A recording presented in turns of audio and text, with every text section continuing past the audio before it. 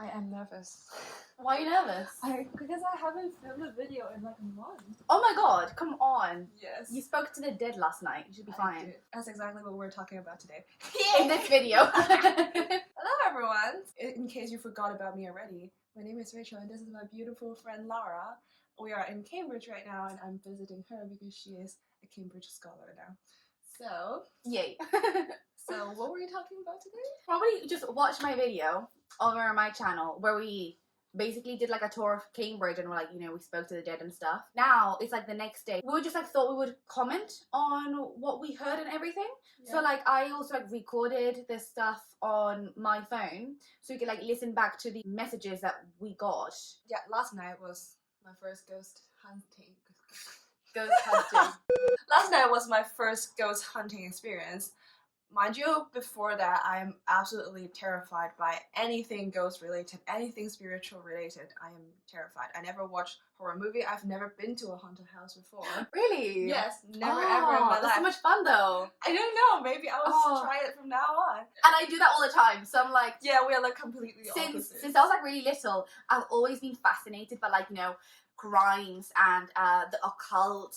As a kid, I was terrified. I remember my mom told me that I saw skeleton decoration outside of my building and I was crying non-stop because I was that terrified. I remember as well, I was 9 years old and my father was putting me to bed and I said, "Hey Dad, tell me a story before bed." And he said, "Okay, what kind of story do you wanna hear?" And I said, "A ghost story, Dad." He was okay with it. Yeah, he did. He was like, "You know a ghost story," and I was like, "Oh, Dad, that's wonderful. Thank you so much." And I went to bed. And I just went to sleep right after that. And actually, you know the book that I have, Scottish Ghost. It's like my before bed book. So like, I'm just there like reading Scottish Ghost short stories, and I just love it. It's my thing. So yesterday we started the tour, as you probably saw on my channel, at the haunted bookshop. It's a bookshop, and for the past like few decades, the customers and the staff have seen like a lady dressed in like a white dress going into the bookshop, and she always like goes up the stairs onto the first floor. The staff members are like, "That's a bit weird." So like they follow her, just being like, "Hey, do you need any help? Do you want anything?" And when they get to the first floor, no one's there. There's like a recurring theme. That's why they call it the haunted bookshop. It's literally written on the outside, the haunted bookshop. That's the name of the bookshop. Yes. We were there and we're like, oh, maybe like we can contact the lady. I don't think we contacted the lady, to be honest, because it was a guy. It sounded like a man. Yeah, it was an old man's voice. Let's hear the playback. Sounds so bad. That's a white noise. Still gives me chills when I hear it. Oh my god. Okay, I didn't understand it. I thought he said Eric. Let's try it again. Especially if the ghosts are speaking from like far away, because the radio itself like doesn't really. It doesn't catch all. Yeah, exactly. It doesn't catch everything, so it just catches like bits and pieces. Definitely a man's voice though. Yeah, for sure. Like a super deep. Like a very like deep man's voice. Anagram. I heard anagram. What does it even mean? Because I only heard Eric like the second time. Did you hear Eric as well? Yeah. I can't. I'm still hearing I can't. Yeah, this one I also. Because like the first time we're like, is it did he say okay? Or did he say, but like, no, I'm pretty sure he said I can't. And I don't think he says much anymore. I just don't think he wanted to talk that much, to be honest. Like every time I hear these voices, I just always wonder like what is happening on that side. Exactly. That makes them say these things. Yeah. And they sound like random things, but if we have the context, they must mean something. Yeah. And we saw it on the Fitzwilliam Museum. Yeah. Right? Like if you just like stand there and like wait to listen, like nothing will come through. So like whatever they say to you must be important to them. So that was like the first ghost. And I was a bit like weirded out by the I can't. I'm like, does it mean that you can't communicate because you're too far? Or like maybe like not too far from like physically, but like in the realm, like because we did this at like 5 or 6 p.m. Well, the veil between the realms or the dimensions or whatever, it's at its thinnest at 3 a.m. Oh, really? Yeah. Oh, that's why. That's why what?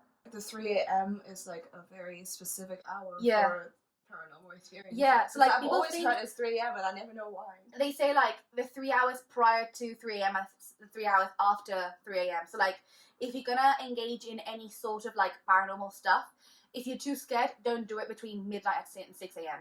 because that's when it's like this thinnest. Oh. It is at 3 a.m. of course. So like maybe we did it at like 5:30. So he was like, I can't. Like I'm trying to communicate with you, but I can't. The wall's too thick. Yeah. Oh. This was like a while ago. I went in Edinburgh, and I felt like, I don't know, like a presence. So like someone like tapped my hand. It was a child, I think, and I said, why did you tap my hand? And it said, I can. And I was like, because you can? Yeah. And that was really creepy, actually. Oh, but that's such a child thing though. Yeah. It's like, oh yeah, I can do it. Yeah, true. Okay, so the next spot we went to was like Little St Mary's Lane. Yeah. And very was, famous. We were just like on the lane, and I thought, hey, let's just do a spirit box. What made me feel like something was going on was that like we all felt the same presence in the same spot. place. Yes. Yeah. Because I was just looking at that spot. I was like, I don't know why I was looking there though, because I'm just not used to this. And then she said like it's there. Yeah. And then I was the like, thing yes, is, I like, saw it. the way I see it is that well, these are like human beings too. Like, they were once human beings. When you're in a room or like anywhere and you feel someone looking at you. Yes, exactly. So like if you know that someone is looking at you, like you're just gonna instinctively like keep looking. So that's what happens to me a lot when I go ghost hunting, and that's what happened to us last night. There was a spirit that must have been standing there looking at us, and then like our subconscious mind kind of picks up that we're being looked at, like we're being like we seen. can just feel the energy coming towards our way. Like in the same way that like same way that's like if a you were in creepy the old guy street, would look at you, or if you were like in class and someone was looking at you, like deep down, like your subconscious know. Yeah, I think it's like part of the most interesting thing about human intuition is you know. If you think about it, like those instincts are what kept our ancestors alive. Yeah, exactly. Like today, kept us today's alive. more like, oh my god, he's got that guy's into me. We were both like, okay, there's a person there, and I felt like there were a few more that like came around. Four. Did I count 4? I think so. Okay. Because the one was behind you, and then another one, the one we both saw in the bushes. Yeah. And then there was another one, like further behind away, Frankie. Because I was holding the spirit box, like my phone, and I think they were like looking over just to see. Yeah, that's what I felt. Yeah, because I feel like at the beginning we got this guy's attention that I'm gonna play now. By the way, we were there trying to communicate with them. I think some of them must have gotten curious and been like, "Oh, so what is this? What are they? Yeah, can we speak to them?" Actually, at some point, I feel like they were coming closer and closer. They're just all of them kind of surrounding us. Well, the same way, like if you are a normal human and you're in the street and you see like some people do something just weird, gathering. like you're like, "Oh, what are they doing?" Yeah, or we like actually did that though. There were a bunch of kids doing like random like things university in front of the like yard. stuff. Yeah. Yeah, and then we were just like, like, what are they doing? Like the more you contact them, like the more curious they're gonna be. Mm-hmm. So that's how we felt. I heard it's like a white or light. Light. I'm here, yeah, like either light or white or right. But I was pretty sure with the L sound. Light. Light. Okay, what this means to me, the light, is that we were standing in the light. Yes, we are. Well, it was like a street, and like it was like the only light that was turned on. The whole street. Like the whole street was black. I'm not sure if you could see that in the other video. So like maybe they were like, we're walking to the light, or like we were standing in the light. Also, I think like all 3 of us had like very light auras. As younger people, I guess we don't have a lot of heavy weight on our shoulders. True, yeah. So maybe he could be referring to like light, especially like, I mean, I don't know, I'm like making conjectures now. But you know how like you die and you're supposed to like walk to the light? Mm-hmm. That's why like a lot of people that like are psychic usually have like a very light aura. So the spirits, the dead, when they walk to the light, they can also walk to light, like light people, light auras, in the hope that they will find kind of like absolution there, or they will find peace with them. So like maybe they thought like if they spoke to us, they would find peace. But even if he said light or white, I mean, white is light. Yeah. If that makes sense. Well, like white is light. White. Yeah. So like let's carry on. I heard character or Chaucer. I heard Tolkien again. Tolkien. Okay. I feel like I just wish to see him too much. Maybe yeah. But I thought Tolkien like lived in Oxford. He did keep the Cambridge. Probably. This will be like in my video, so like these guys can listen to it and they can tell us what they think. I don't know, like it could just be like a surname or something. And I think he says we can't at some point.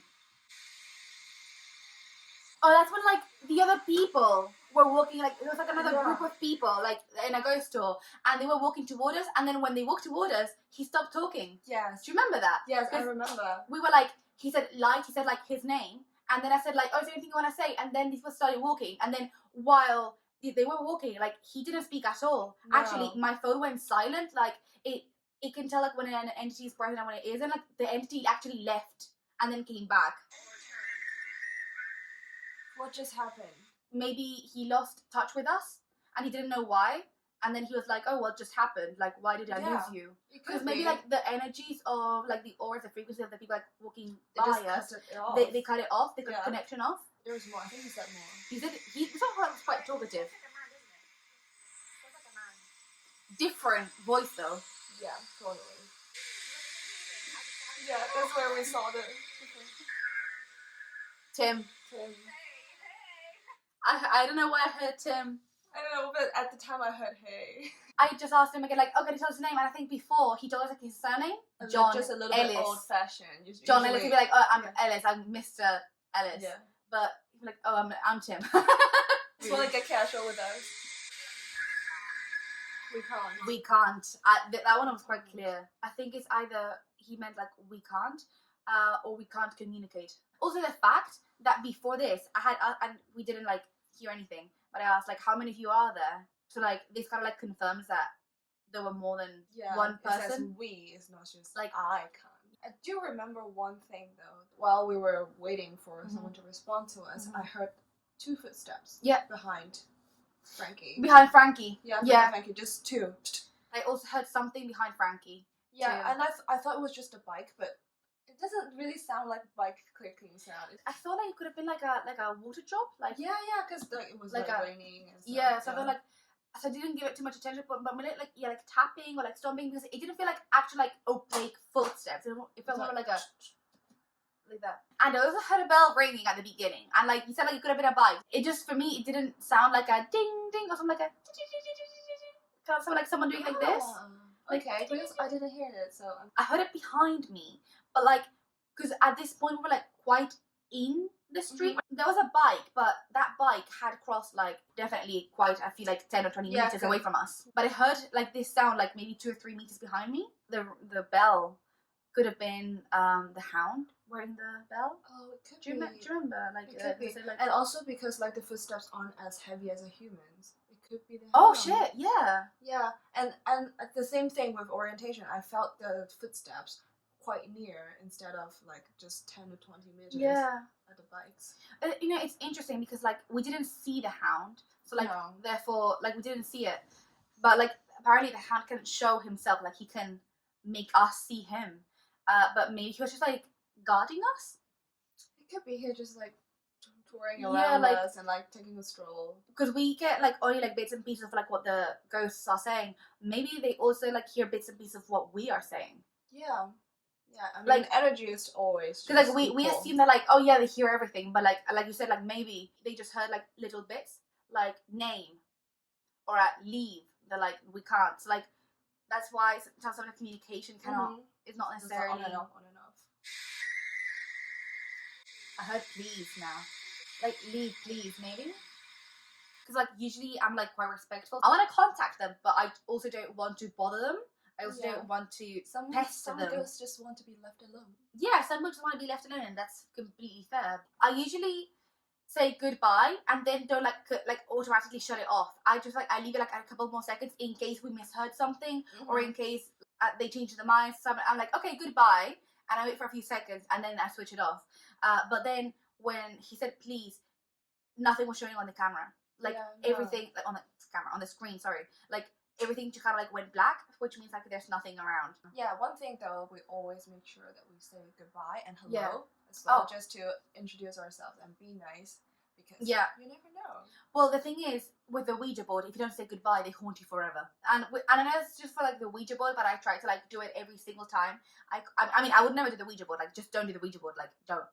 Not worth it. The things that can happen. I always like make sure to say goodbye to like that a few times as well, because of like communication. Like you don't know exactly if they hear you say goodbye or not. So like I say goodbye a few times just so that they know that we're leaving and this is it. It's kind of the same concept as like talking to an older person. Yeah, who so might it's like not hear a as well. You're like, Yeah. bye grandma, bye grandma. I also like say like a little like prayer, I suppose, so that they know that we mean well. Like Yeah. because we're always like concerned that they are like ill-willed spirits. Yeah. But like they don't know if we are ill-willed humans. Yeah, exactly. Do you know what I mean? It always goes both sides. It goes both ways. So usually I usually say like something like, okay, we come in peace, we just want to like have a chat, like we come, you know, in the name of the light. If you don't want to chat, it's okay. Exactly. Yeah, I have to make sure that it goes both ways and like they feel comfortable as well as you feel comfortable. That's the thing. Okay. So, are we moving on to the next location? We're gonna move on to the next location, which is Corpus Christi College. And as in my videos, just a little recap, the ghosts of Elizabeth and James are supposed to still like haunt the grounds to this day. And some people claim to see them like on Christmas Eve holding hands in the campus, like walking around the garden. It's the cutest story out of all of it. It is a really cute story. And other people, like the porters that, you know, that guard Corpus Christi, they always like hear footsteps at night. And they tell each other that like it's Elizabeth looking for James or like James looking for Elizabeth. So like there are two possible ways to see this story. We can imagine that maybe they ended up together or maybe they didn't end up together. We were outside the college. We were like a few yards away from the garden because we couldn't access the college. It probably took them a while to walk to where we were. Yeah, and we were like outside the gate. Yeah. Myself. I heard myself again. Yeah, myself. My name is Lara. Good. I had pizza. Yeah. I'm hearing Peter. Cause the one before, Yeah. when you heard good, I actually heard it's like little cutoff of pay attention. It just cuts Oh. up in the middle. Because I thought I heard good as well, but then the next time I heard pay attention, and then the word later is more like he repeated pay attention. Because I heard the P very like you Yeah, heard the P, Peter, yeah. I heard the P very very clearly. Yeah. Anyway or everywhere. We're in every way. I know. I feel like again, when we were doing this, I felt like people were coming in closer again. Because we were like, oh, what's happening here? Yeah. Because we're in like a triangle, Mhm. so I feel like someone wants to pop in their head over.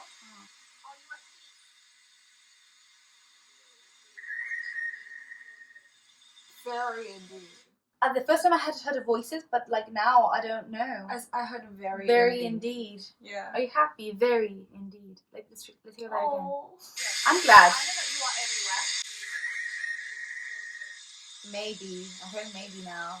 Because this one he replied really quick. Like right when we asked how are you happy? He replied really Yeah, quick. true. The other ones he would have to wait for a bit. Also, it's interesting because like we've only contacted men. Yeah. Like usually I have like a mix of men and women, but like I did not hear a woman like this Maybe because tonight. we're 3 girls. Oh, so we're flirting. Unintentionally flirting. They were like, oh, look at that. Girls, wow. I mean, if they're happy, then Yeah, that's all that's that matters. good. Yeah.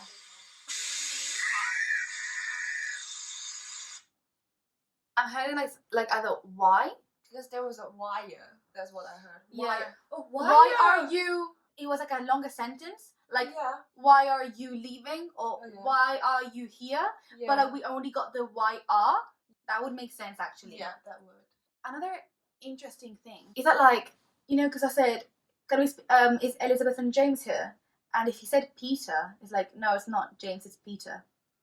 Oh, Could yeah. that be the case? It could be because, of course, like many people live there over Yeah. the centuries. You said that the person that was speaking to us here was a porter. In my mind, you know, people that work in a particular school or Mm. college, they usually live there. Yeah, true. Yeah, they live Oh, there. And yeah, they die like- there. Yeah, that's like the same with that's what Elizabeth's dad did. He Is lived in his a master's dad's lodge. name Peter? I don't know.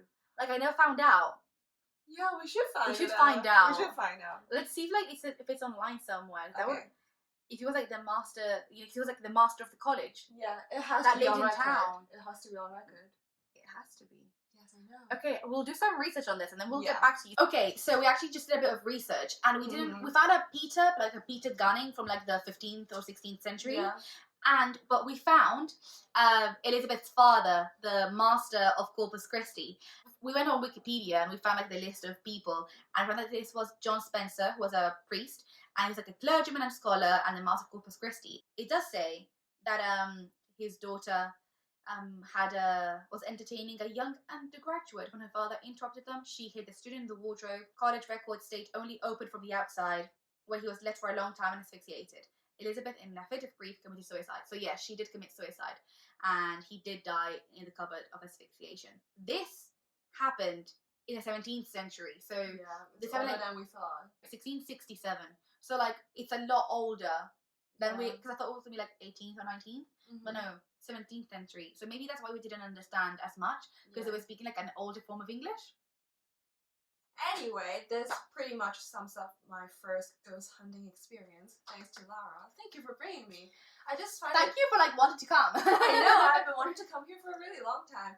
And I just feel like we always have these city tours and like having people tell us stories, but a lot of the stories that are most interesting are actually ghost stories. It's such a new way to get to know a city, and especially you live here. It's like a more unique way to get to know where you live. Exactly. Like all of like the urban legends and like the It's kind of the same thing, except these are related to ghosts. You know, people that lived here and like everyone experienced the same city or the same place, but like through different lenses, like through different perspectives. So like for me, Cambridge might mean one thing, but for someone else, Cambridge might mean something else. And like for these people, this is what Cambridge meant to them. I thought I would be terrified, but now that I think about it, it's really heartwarming, especially when we ask the ghost, "Are you happy?" And then he said like, "Yes." Like very. He replied in seconds. Even if he said maybe, like that would still that's still like okay. It's just good to hear, and thank you so much for bringing me. I feel like I break through a barrier. Now I'm not afraid anymore. You shouldn't be afraid. I know I shouldn't be. I mean, don't go off and do the Ouija board. I'm telling you this as well. Just don't. Don't do this. That's all for our video today, and please head to Laura's channel to check if you out haven't seen a lot more part 1. Yes, part 1, and also a lot other really interesting ghost related stories. Thank you everyone for watching, and subscribe and like if you enjoyed this video. And happy Halloween, by the way. Too. Yes, and happy Halloween if we can celebrate it this year. Yeah. Can we? Hello. See ya. Bye.